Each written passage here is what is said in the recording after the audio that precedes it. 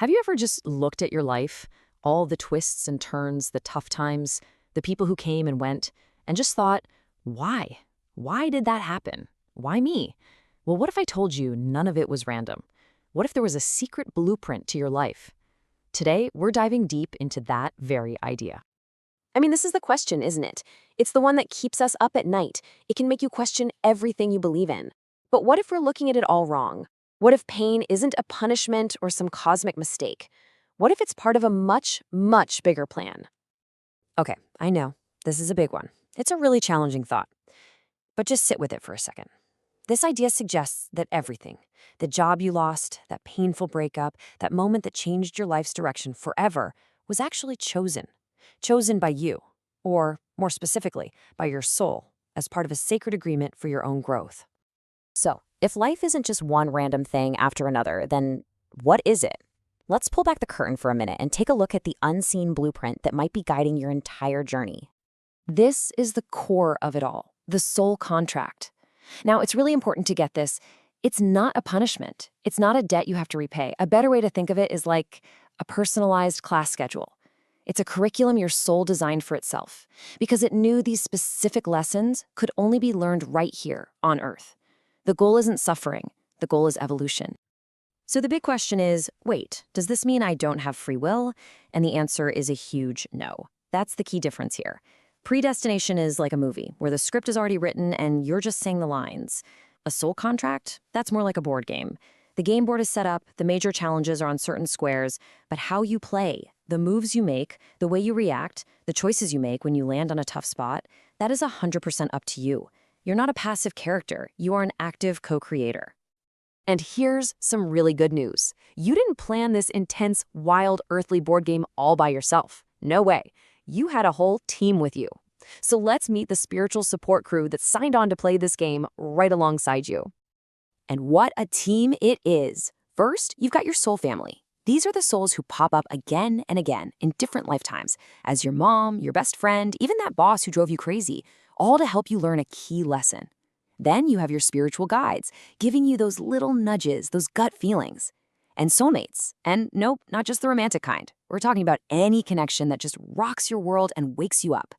And finally, there are these huge collective agreements where thousands, even millions, of souls agree to go through something big together, all to help push humanity forward. So, what is the point of all this, right? Why would any soul willingly sign up for heartbreak or loss? Well, it all comes down to the lessons.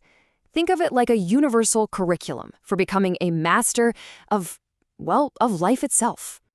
Just look at these. I mean, these are the big ones, aren't they? Learning to love someone without needing anything back. Truly forgiving someone who really hurt you. Finding that inner strength to get back up when you've been knocked down flat. These aren't random struggles. According to this framework, they're the very classes your soul enrolled in to master these incredible virtues. This idea just changes everything. Think about it. When are you really growing? When everything's comfortable and easy? Probably not. It's the challenges, the heartbreaks, that force us to dig deep and find a strength we never even knew we had. So from this point of view, pain isn't a mistake. It's the most powerful catalyst for change there is. Okay, so if this blueprint is real, how can you tell if you're actually on the right path? Well, the universe is apparently leaving breadcrumbs for us all the time. You just have to know how to spot them. Let's get into how to read those subtle signs. Ever feel like you're dating the same person over and over, just with a different face? That's a classic repeating pattern, a huge sign that there's a lesson you haven't quite mastered yet. Or what about synchronicities? Those crazy, meaningful coincidences that are just too perfect to be random? That's like a wink from the universe saying, yep, you're on track. And that quiet feeling inside, that whisper that tells you to keep going even when it's tough, that's your soul remembering its mission. But honestly, the biggest clue is when you notice yourself changing, reacting with peace where you used to feel anger. That's how you know you're leveling up. All right, now we get to what I think is the most empowering part of this whole entire concept. What if you're not actually stuck with the original plan? What if you could rewrite your contract right here, right now? But first, we've got to make a really important distinction. Karma and soul contracts are not the same thing. Karma is basically the law of consequence. What you put out into the world comes back to you. It's about balancing energy. A soul contract, on the other hand, is a proactive choice. It's a plan your soul made to direct its own growth. One is a reaction, the other is an intention. And this is absolutely crucial to understand. Your soul contract is not carved in stone. It is a living, breathing agreement that's meant to change as you change. It is not a prison sentence. Once you've learned the lesson, you don't have to keep taking the same test over and over again. You have the power to say, you know what? This chapter is done. So, how do you do it? It's really a three-step process. First, you have to acknowledge it. You have to consciously see the pattern for what it is. Then, forgive. And this is huge. You have to forgive them, sure, but you also have to forgive yourself. That's what cuts the energetic cord. And finally, you choose freely. You make a clear, powerful, intentional decision that the lesson is learned and you are ready for a brand new chapter. So in the end, this whole perspective shifts here from being a victim of your life to being the hero of your own story.